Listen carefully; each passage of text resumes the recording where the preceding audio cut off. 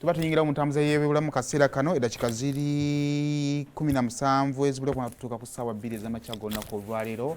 Happy Powers ng'amaze okwetereza ng'asse bulungi akajaketi ke bw'atyo yayanjula bye yali ategekedde abantu mu busanyu eringi yagamba abantu. Kibaako ekigambo ky'oyogera. Njagala baagaliza omwaka omupya omujja ogwa 2024. Program Sumulula yeno nno kiggula luggi ku terefayina mutansoka etereza microphone. Bw'atyo yaddamu ne yeetereza kubanga yali tateredde bulungi. Omanyi bw'awulira nga njogera omutima gumukubira kumubwe tu. Naye abasajja bwe tutyo tubakubye emitima. Neetabangako muguwa ddalu. Naye nga kale kano kanyomero ntambuza ya byabulamu. Ekyo sakyesonyiwa waki obuyagalanga okuzzangayo ebintu eby'ekisiru naawe. Tabula yebatuteeka museta obulungi aliyeyo batunda ttaka kumbucha kyakunywa myaka 18 okudda waggulu nga weetegeerera bomaye bakyakutegeerera holiday makers don't touch. Yes, kakati omwaka mpya gutandika buli omu olina okwezzaamu essuubi n'amaanyi ate guno gutuvuze nnyo speed tuli just mu nnaku 11 naye maama tunaatera kukuba fireworks tugenda kukuba fireworks mu bitundu ebimu tugambe nti Koyima Road ab'Namayumba mukube abamaleko ogwabwe ogwo gugwe tugambe nti ab'e Munyonyo gundi Makindye mubonyebonye ne mu G77 mukubwe fireworks ogwamwe. Yes, because man it is too much just in just 11 days naye ebintu bingi bi happening now abantu seems like je tulaga tetulengerayo naye gwe kenyine ino soka newezzaamu amaanyi kye tuyita self empowerment. TV muziraba motivate you ne muwuliriza obuyimba bu inspiring buli kimu ne bakikola n'ofuna omuntu akubuulirira. Some of you mugenda ne muba special counselors n'ogenda n'otula n'omugamba naye kubuulire binnemye buli olugendo lukalubye genda gasirabayo naye kinatandikira ku ggwe. Omwana omuto yazuukuka nga tamanyi oba ewaka waliwo sukaali oba tewali oba kiki just Katonda yakiseetinga bw'atyo ye lwatalidde lwamanya nti kati bitabuse nga talidde abali essaawa 7 emmere tejja breakfast tewabadde nagane kati oba kiki ekyabaddewo enjala ng'emuluma naye ffe abantu abakulu n'ekyokulya kikulema okulya wadde ng'okirina kakati mbadde nsaba ssaawa zino nga tetunaatambula kweyongerayo na mwaka osooke wezzeemu amaanyi wezzeemu essuubi. We live by hope.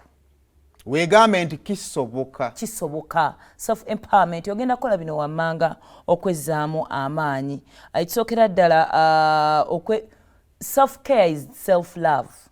When you do not love yourself then abagamba by the way muwulirize abantu nga muli ku dates beboogera most especially abantu nga mwekwana oli agamba omukazi yankyawana mpulira nga nekyaye kyayenze mpulira omutaina room for love nzikata njagala okwettanzi era gwe sigato wajja ngamba no, if this person do not love themselves how about me? Abantu abalina loss of esteem awo mubagende empola nze nagamba ko ngenda kusibira ddala enjala nfenfeewo nze so weerabirire nga gwe omuntu wekkiririzemu weeyagale buli woweefaako one tip nze gye mmanyi nga nze omuntu kye nazuula I might not go to gym every day but wempulira nga obwongo bwange tebukyalowooza bulungi nga mpulira ndi stuck tebikyatambula not nti no business tetambula but mentally nga buli kyendowooza tekigguka I always go to the gym. Obwongo bwange buta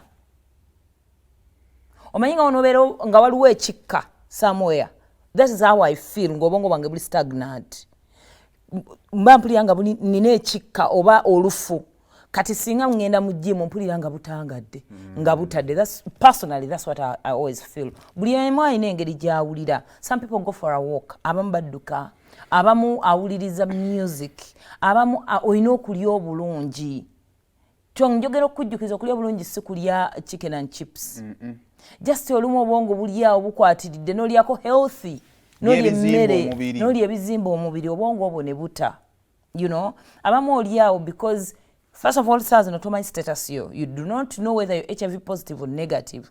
Olina signs and symptoms eza diabetes. Kati bw'obuulira bano bahafi abalinamu olusawosawo olutono lwanga naye nno olabika buli omu akuwandowooza ye. Go to the doctor, do a check up. Oveeyo ng'okkiriza nti kati kino kye kituufu kino kye kitali kituufu because ekintu ekisinga otweraliikiriza butamanya bulamu bwe bwe butambula. kigenda kweraliikiriza nnyo okusinga omuntu eyagenda ng'obudde bukyali n'amanya kati kituufu kyekino and this is what I'm supposed to do.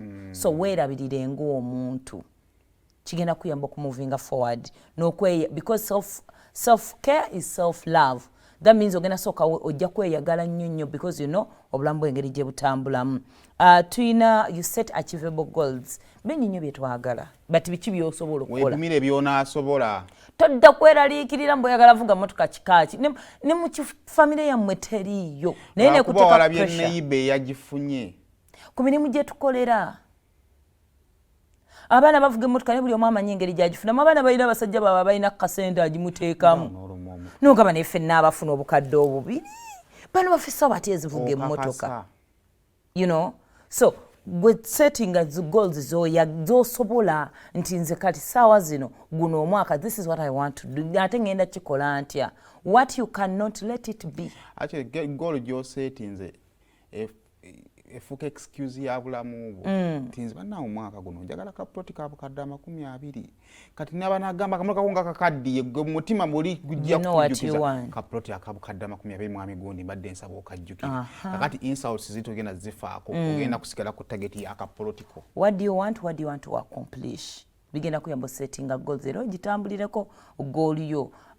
Then tujja waliwo kye tuyita okwerangirirako increase positive self talk. Mu Luganda tulina kye bagamba nti olulimi lutonzi. Yeah. Wetune mu mmira buli lunaku ng'omaze okwambala ogambe kati ngenda kikuba. Teriyo one time ndi wako ku interview the first time when nasoka okwogera ku radio. Nawulira nga tekisoboka. Ekyenda kyanneetokota obulamu bwannuma naye nempulira nga bukimujaga kisazanganya kudduka mu studio naye nga bwakedde ng'olunaku lwero lwayogerwako nina okwogera ku microphone nengamba bannange nedda naye nga neewuliranga nga kisoboka kati olunaku lutuuse mpulira njagala bizira but that very day whatever I spoke saagala na muntu aŋŋambe nti bino bye wayogera I don't want to listen to myself naye nayogera and that was it. Siddanga mabega kizo watekayo ekigere ekyasooka nagamba kati kigenda kuba entandikwa esolo faanagana mukongo omuntu abadde ayambadde engatto n'ozijjamu ekigere kye ekisooka ng'olinnya ku mayinjo ba ku ttaka tekisobola kuwulikika bulungi naye oba omalirako ebigere nga bisatu bw'otandise okumanya. Abantu abamu batu-encouraginga n'otu-encouraginga nga bwe nagambye nti olulimi lutonzi sebo ne bakwita hafi mugagga noga siri mugagga because maybe you think abantu bagala kusaba ssente hafi onyirira nze nina ennaku yange bannange ey'okunyirira nkugjewo. Have you heard of those people nga bo eva bwekubagiza but also I've had people bagamba mugagga nagamba nkitwala. Such positive people akitwala they want to be rich. Obulokole bukolera nkitwala mu linnya lya Yesu. I've had people by the way bagamba nze nnaku enneerumira ntambula mpita mizimu na misambwa nze nnaku yanneerumira dda nze ndi kanaku nze simuddamu nze sikuddira yita wali n'empiteeri. And by the way n'abo abantu mubeewale balina negative mind ejja kutambula so gwe kennyini sooka wekkiririzeemu nze bwenfuluma nempulira nga ndi smart nenkyuka neeri oba mmanyi sikunami and all that ne wenzero ngamba oguteeteyiga ogubi oba toyina kyoŋŋamba mukwano. So wekkiririzeemu before even others do so. Volunteer and donate. Emabegako nasomesaako omwaka ogwedde why would you volunteer, why would you donate?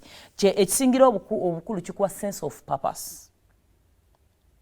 Oyina omugaso. You fed someone whether wabidocumentinze oba tewabidocumentinze neighbor wo ne wabanga asobola opangisa ennyimba ze zimu nga mwina musasula $5,500 ku lunaku lwa Christmas wamukonkono omuvubuka oyo ali singo oba omwala nogamba waaye bujja ne tuli ekyemisana gwe mutima gwo muli owulira tomanya munnange tomanya emmere omuntu gyamuwadde nga obulamu bwe bwatandikidde bwabadde buganye abadde aluzinze hope. So if you can naddala nga waliyo biki owulidde abantu bagamba banaye twetaaga engoye twetaaga ki noonoonyaayo tomanyi nani agenda zambala. They may not say thank you because maybe you're not there but ne mwana luteeka ku mubiri ne mwana batasabye essaala gwe muli mutima gwolina satisfaction. So bw'ofuna chance donating volunteering erima kuluza erimu oluguudo ekola akantu akatono kakola kati nze ku luguudo lwaffe oludde waffe abaddewo ebinnya aunga exactly like ku nyumba yange naye katwalo ennyumba gye baamenya abo abaana ne bajja ne bakubira naye ng'emmotoka just kitta emmotoka n'ogenda gitwalemu emitwalo ago ne bajja ne bakubirawo ebisementi naye nga batusabayo just z'amazzi njagala kunywa ku mazzi n'omuwayo 2 n'omuwayo 5 but it feels now very good nti oyitawo ng'emmotoka yo tegudde mu binnya ye wadde nga wamuwaza amazzi naye ye ate kyeyakola kyali kyamaanyi kirina kyekyakutaasa. So when you can, then there's something changes olwaleero to dive into your culture. Culture is who you are.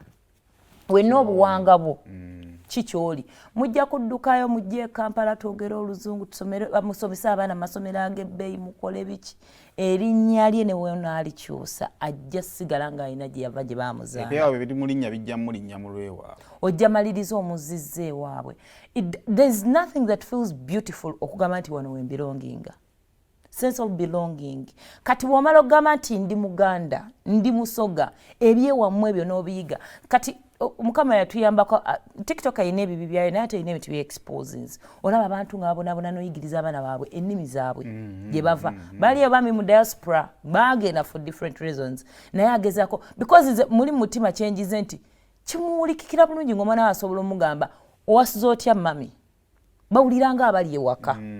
Omwana abadde tasobola okwogera erinnya lye ery'Oluganda nkati asobola odipronouncing kati ye papa siye kuyigiriza mwana ye lulimi yigewa mu mmere ki culture yammwe ffe tulya kalo can even eat kalo osobola noka preparinga ffe tulya amatooke osobola nosiba amatooke mu ndagala ebyo ebintu ebigamba nze ndi Muganda era tukola bwe tuti nze ndi Musoga era tweyisa bwe tuti nze ndi Mulango bwe tuti bwe tweyisa kijja muli owuliranga you belong.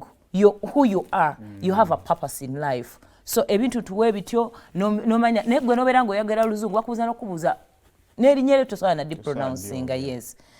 Then kikuyambako n'okukwatagana bw'osanga ayogera olusoga owulira nga ono Muganda wange owulira nga muli family you know yeah ebintu tuwe bityo then exploring mu bintu mu arts I'm one person in the omuziki gunnyumira.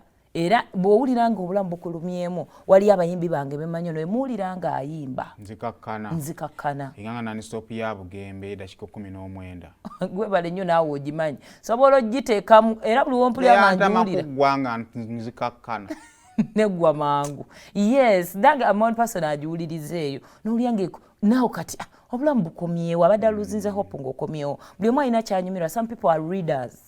Agenda funa akatabo ajja gugolinga amanye nti kati ono yawandika ku binjagala okuwulira asome abamu abategeera ebifaananyi bino ebisiiga ebyo biri very expensive but togera mu class ya buli muntu ajja agenda eyo gye basiigira ebifaananyi ebyo oba bamusiigira ekifaananyi nga bwakitunako bw'ati awulira ng'obulamu bwe butambulira bwe bugendera. So buli omu olina onoonya ekintu ekikukakkanya nti singa obulamu bw'oba owulira ng'oluzinga obulamu bwo that is where you run to.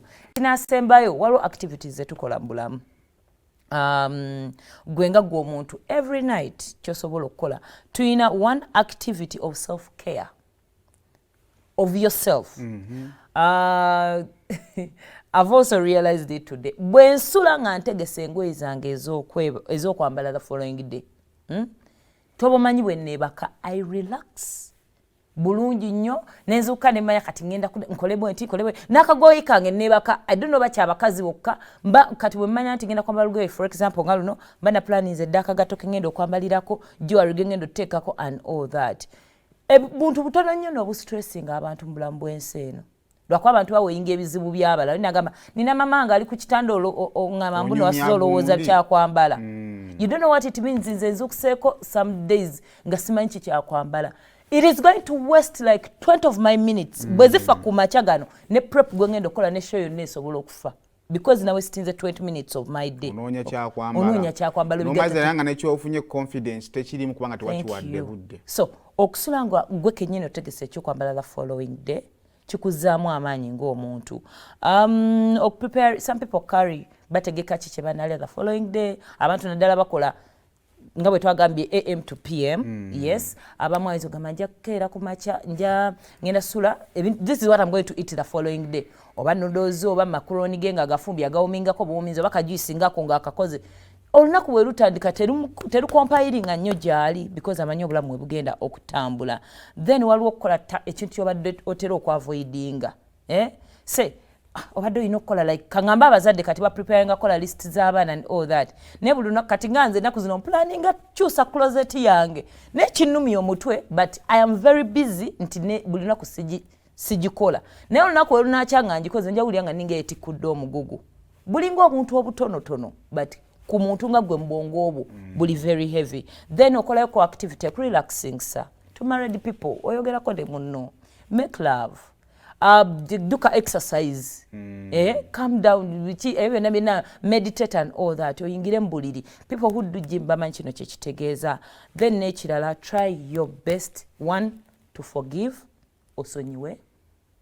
Then moving on. Obulamu tebugenda tambula jjolaga. Bubanga okyakwatidde ku byemabega. Kyalemedde ku byaliwo. Tebujja.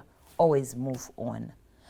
Byebyo gwe ng'omuntu nga tewaliwo abigambye nti do this like this is oba omuntu akubeeko byakubuulira gwe ng'omuntu byebintu byolina okukola okulaba nga we empowering before you hit your goals and byonna byonna bye setting okukola olina okubeera ng'oli empowered. Tumaliriza abavuzi eggaali ng'onaagivuga buli wookwata amayembe booti ng'okankana automatically naye egenda kukola ki?